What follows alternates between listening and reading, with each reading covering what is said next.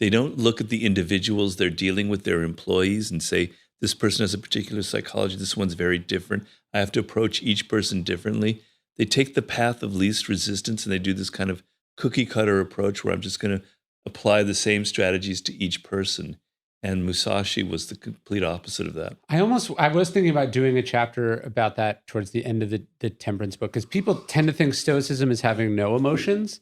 But what I thought was so genius about Musashi, and I'll give you another example of this, but like, he's not only not emotional, or he's so transcended his emotions that he's able to use emotion effectively, right? And like, I think about this, like when a basketball coach will get a technical on purpose, or like, how does one, if you think it's about stripping emotion out of things, maybe that is part of it, but that's like beginner level. That's like basic.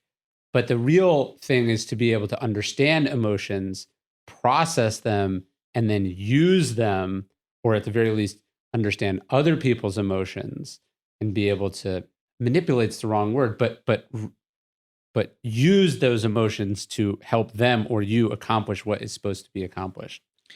Yeah, I mean, the proper idea to me is sort of a lot of what I meditate about and is in Buddhism, where you're not trying to repress your emotions because, first of all, you can't. We are emotional animals. And if ever you have tried to repress your emotions, particularly in a state of meditation, you see you have zero control over them, right? They're popping up. It's the way we're wired. So the proper stance is I'm not going to repress emotions, but I'm going to understand them. I'm going to see them as they occur with a degree of distance.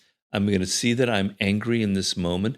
I'm going to almost like I like to imagine it as if I'm like 6 inches away from myself. I don't know why that metaphor come up, but I'm Only looking, 6 inches?